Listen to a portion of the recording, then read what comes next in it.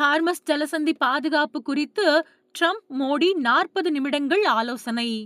பிரதமர் நரேந்திர மோடியும் அமெரிக்க அதிபர் டொனால்ட் ட்ரம்ப்பும் தொலைபேசியில 40 நிமிஷங்கள் முக்கியமான ஆலோசனை நடத்திருக்காங்க. அப்போ அமெரிக்கா ஈரான் போர் பத்தியும் ஹார்மஸ் ஜலசந்தியை திறக்கிறத பத்தியும் ரெண்டு தலைவர்களும் முக்கிய ஆலோசனை நடத்தினாங்க. பிப்ரவரி 28ஆம் தேதி ஈரான் மேல அமெரிக்கா அப்புறம் இஸ்ரேல் இணைஞ்சு தாக்குதல் நடத்துச்சு. இதுக்கு பதிலடி தரக்கூடிய வகையில வளைகுடாவில் இருக்கக்கூடிய அமெரிக்காவோட நட்பு நாடுகள் அப்புறம் இஸ்ரேல் மேல ஈரான் தாக்குதல் நடத்துச்சு. இந்த நிலையில அமெரிக்கா அப்புறம் ஈரான் இடையில போர் நிறுத்தம் செய்ய பாகிஸ்தான் மத்தியஸ்தம் பண்ணுச்சு. இதனால 2 வார காலம் இடைக்கால போர் நிறுத்தம் அமலாச்சு. இந்த போர் நிறுத்தம் 21ஆம் தேதியோட முடியுது. அதுக்குள்ள நிரந்தர போர் நிறுத்த ஒப்பந்தம் ஏற்பட பல்வேறு தரப்பினர் முயற்சியில ஈடுபட்டிருக்காங்க. அதுபடி போன சனிக்கிழமை பாகிஸ்தான் தலைநகர் இஸ்லாமாபாத்ல அமெரிக்கா ஈரான் இடையில பேச்சுவார்த்தை நடந்துச்சு. இது தோல்வி அடைஞ்சது.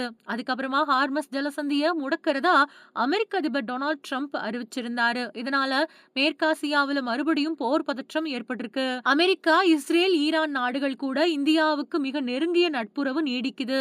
3 நாடுகளோட தலைவர்கள் கூட பிரதமர் நரேந்திர மோடி நேரடி தொடர்புல இருக்காரு.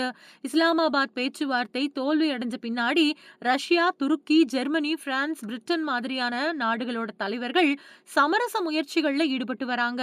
இந்த சூழல்ல இந்திய பிரதமர் கூட அதிபர் ட்ரம்ப் பேச்சுவார்த்தை நடத்தியிருக்காரு. இது பத்தி பிரதமர் மோடி சமூக வலைதளத்தில் வெளியிட்ட பதிவுல என்ன சொல்லியிருக்காரு அப்படின்னா, அமெரிக்க அதிபரும் எனது நண்பருமான டொனால்ட் ட்ரம்ப் தொலைபேசியில கூப்பிட்டாரு. அப்போ பல்வேறு துறைகள்ல 2 நாடுகளும் இணைஞ்சு பணியாற்றுறத பத்தி ஆலோசனை பண்ணோம். சர்வதேச விவகாரங்கள்ல 2 நாடுகளும் இணைஞ்சு செயல்படுவது பத்தியும் உறுதி மேற்கொண்டோம்.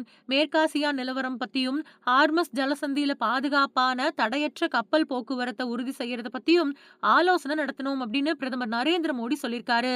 இந்தியாவுக்கான அமெரிக்க தூதர் செர்ஜியோ கோர் டெல்லியில பேசும்போது, அமெரிக்கா ஈரான் இடையிலான மோதலுக்கு முற்றுப்புள்ளி வைக்க பல்வேறு நாடுகள் முயற்சி செஞ்சு வருது. அந்த நாடுகளோட சமரச முயற்சிய அமெரிக்கா வரவேற்குது. அதே மாதிரி இந்தியாவோட சமரச முயற்சியையும் நாங்க முழு மனசோட வரவேற்கிறோம்.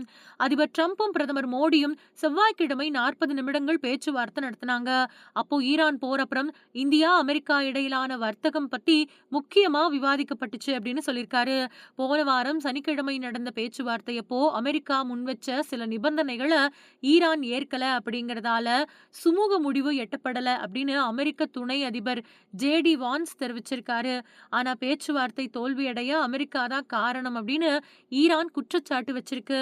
இந்த நிலையில சமீபத்துல பாகிஸ்தான் அமைச்சர் கவாஜா ஆசிப் செய்தியாளர்கள் கிட்ட பேசுறப்போ, சீக்கிரத்திலேயே அடுத்த கட்ட பேச்சுவார்த்தையை எதிர்நோக்குறோம். அது மட்டும் இல்லாம இது எல்லாமே இறைவன் கிட்ட இருக்குது அப்படின்னு சொல்லியிருந்தாரு.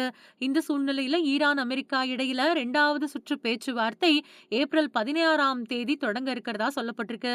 பேச்சுவார்த்தைக்கான இடம் அப்புறம் தேதி இன்னும் இறுதி செய்யப்படல அப்படிங்கிறப்பவும் பேச்சுவார்த்தை நடக்கும் அப்படின்னு செய்திகள் வெளியாகி இருக்கு.